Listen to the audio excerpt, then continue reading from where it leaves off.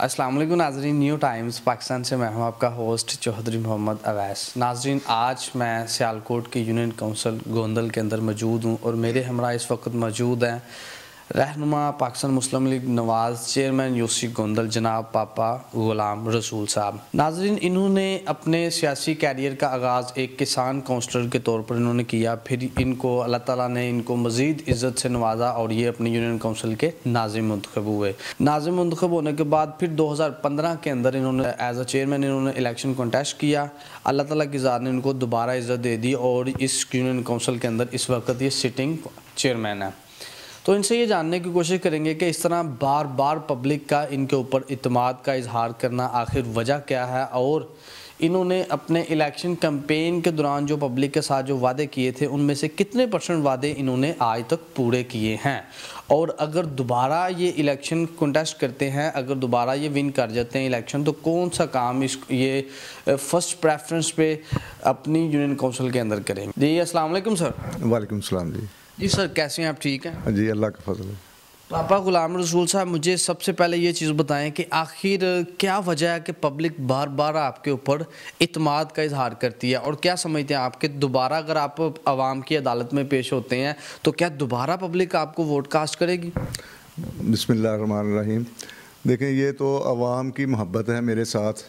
कि जिन्होंने 2002 से 2015 तक मेरा साथ दिया और मुझे भारी अक्सरियत से यूनियन काउंसिल गोंदल में जितवाया। तो मैं उम्मीद करता हूँ कि मैंने अपने गुज़श्ता सारे दौर में जितने भी मैं एज ए किसान काउंसलर रहा हूँ या नाज़िम रहा हूँ या चेयरमैन रहा हूँ, तो मैंने आवाम के साथ वही मोहब्बत जो उन्होंने मुझे दी वही मैंने वापस उनके साथ लुटाई है इंशाअल्लाह ताला। तो आवाम देखते हैं, अभी जो ज़माना है ना, आवाम देखते हैं कि कौन से लोग हैं जो इलाके में अमन के ख़्वाह हैं, अमन पसंद हैं, लोगों के साथ अच्छे रवैये के साथ पेश आते हैं। तो इसी वजह से मैं समझता हूँ कि जो ये मेरे साथी थे इलेक्शन से पहले, इलेक्शन के दौरान और आज भी, वो सारे के सारे मुखलस और बेलौस साथी मुझे मिले अल्लाह के फ़ज़ल से, जिसकी वजह से मैं समझता हूँ कि अल्लाह ताला ने मुझे ये इज़्ज़त से नवाजा। सर, आप क्या समझते हैं कि आपने अपने टर्न्योर के दौरान जो आपने पब्लिक के साथ जो वादे किए थे उनमें से कितने % वादे आपने पूरे किए हैं और आप ख़ुद को सुरखरू समझ रहे हैं अपने यूनियन काउंसिल की हद तक? ये जो आपका सवाल है, ये बड़ा अच्छा सवाल है कि मैंने ज़ाहिर है जब इलेक्शन कॉन्टेस्ट किया शुरू किया तो आवाम के साथ इज्तिमाआत में या लोगों के इकट्ठ में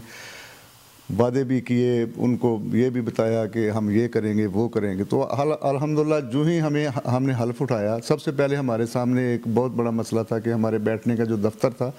वो बिल्कुल बोसीदा हो चुका था, गिर चुका था, उसमें से सांप निकलते थे। तो वो हमने अपनी सेविंग करके ना, वो जो हमें फ़ंड्स आते थे, महदूद फ़ंड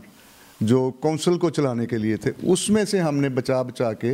तो अपने 1.5 साल के अंदर सबसे पहले वो दफ्तर को मुकम्मल किया।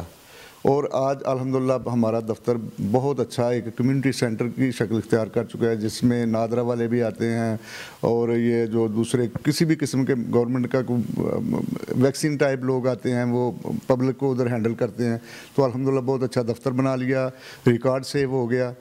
एक तो ये बात होगी, वो इसमें हमारे तमाम काउंसलर हजरात ने हमारा पूरा साथ दिया और उन्होंने साथ मिल के बनाया। दूसरा देखें जी, बात यह है कि आदमी मुकम्मल तो कोई नहीं होता, कोशिश तो इंसान को करनी चाहिए। तो मैंने कोशिश की अल्हम्दुलिल्लाह सुम्मा अल्हम्दुलिल्लाह के जो मुझे मेरी बसात के मुताबिक या कोशिश के मुताबिक गवर्नमेंट से मिला या हमारे MP MNA साहब से, तो वो आवाम की बेहतरी के लिए, आवाम की भलाई के लिए उसको इन्वेस्ट किया, उसको आवाम तक पहुंचाया। तो इंशाअल्लाह ताला आइंदा भी मैं उम्मीद रखता हूं कि अगर मौका मिला तो जो आवाम के साथ हमने जो वादे किए थे, असल में तो वो वादे पूरे करने का हमें टाइम ही नहीं मिला। जैसे ही हमने ओथ लिया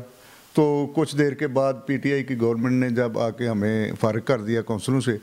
तो बजट वगैरह तो हमें मिला नहीं था, वो भी हमें MPA और MNA साहब की ग्रांट से हमने कुछ काम करवाए। یہ گڑی اڈا سے لے کے گوندل بازار تک تقریباً 1 کروڑ روپے کی جو ٹف ٹائل کا منصوبہ تھا وہ مکمل کروایا۔ اس کے ساتھ ساتھ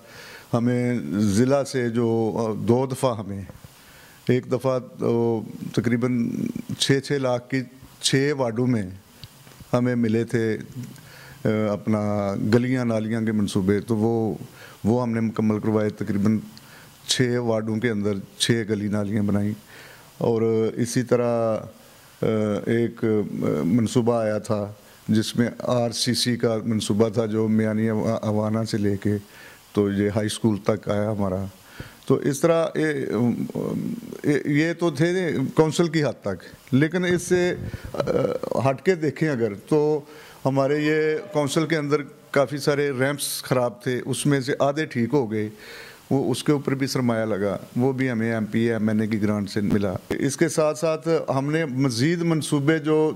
دیے تھے ان کے ٹینڈر بھی ہوئے لاسٹ ٹائم، تو اس ٹینڈر کے ساتھ ہی ہمیں گورنمنٹ نے ٹرمینیٹ کر دیا، جس کی وجہ سے وہ مکمل نہ کروا سکے۔ اگر ہم رہتے تو انشاءاللہ تعالیٰ جو وعدے کیے تھے عوام سے بھی وعدے تھے، اور ہمارا اپنا بھی ضمیر تو یہی چاہتا تھا کہ ہم زیادہ سے زیادہ اپنے علاقے کے لیے ڈیولپمنٹ بھی کریں اور اس کی صفائی ستھرائی کا خیال رکھیں، اس کی تعلیم کے اوپر توجہ دیں اور میڈیکلی طور پہ ان چیزوں کو دیکھیں۔ لیکن جب ایک گورنمنٹ نہیں آتی ہے تو پھر جب وہ بلدیاتی اداروں کے ساتھ ناروا سلوک کرتی ہے تو وہ کیا کر سکتے ہیں بیچارے۔ لیکن پھر بھی انشاءاللہ تعالیٰ ہمارے جو ساتھی ہیں، ہمارے جو ووٹر سپورٹر ہیں، ان کو ایک چیز کا علم ہے الحمدللہ ثم الحمدللہ، کہ ان کی امانت میں ہماری طرف سے خیانت نہیں ہے۔ سر، ایجوکیشن کے حوالے سے آپ کیا سمجھتے ہیں کہ آپ نے کیا کر سکے ہیں آپ اپنے یونین کونسل میں؟ ہاں، یہ بڑا اچھا کویسچن ہے۔ تعلیم ہی سب تو زیادہ ضروری ہے کسی بھی معاشرے دی ترقی دے واسطے۔ ویسے بھی انسان نو اگر بہتر سوچ سمجھ دے واسطے چاہیے کچھ تو دلی اچھی تعلیم دا ہونا بہت ضروری ہے۔ اس تعلیم دی خاطر ساری گورنمنٹ نے، پنجاب گورنمنٹ یا وفاق گورنمنٹ نے، ساری پارٹی نے تعلیم دے واسطے بڑیاں اچھیاں ایکٹیویٹیز کیتیاں، جہدے وچ ساڈے MP صاحب MNA صاحب نے مل کے اپنے حلقے دے وچ جڑا ساڈا قریب ترین علاقہ ہے وہ 3 degree colleges, girls degree colleges تعمیر بھی کروائے، اور آج الحمدللہ ثم الحمدللہ وہ ایکٹیو بھی نے، اور وہ بچیاں تعلیم حاصل کر رہی ہیں۔ ساڈے گوندل دے وچ بھی بوائز ڈگری کالج دا افتتاح بھی قریب ہو چکیا سی، دی تمام فیزیبلٹی رپورٹس تیار سن، لیکن اتفاق ایسی کہ نیکسٹ گورنمنٹ دے وچ جب یہ سسٹم آنا سی تو اتنے بھی بن جانا سی، لہٰذا فی الحال وہ پینڈنگ ہے کیونکہ گورنمنٹ ساڈی نہیں ہے۔ سر، اگر آپ دوبارہ الیکشن ون کرتے ہیں، اگر آپ دوبارہ عوام کے سامنے جاتے ہیں، اگر آپ دوبارہ الیکشن جیت جاتے ہیں،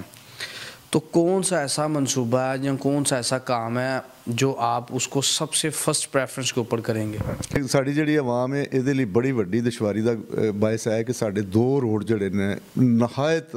خستہ حال نے، جنہاں تے پیچھے بھی بڑا کام ہویا، بڑی کوشش کی گئی، لیکن این ٹائم دے اتے وقت دے اتے کچھ نہ کچھ پرابلمز آنیاں کہ وہ نہ بن سکے۔ جہدے چ گوندل روڈ ہے، جہدے تے 3-4 یونین کونسلاں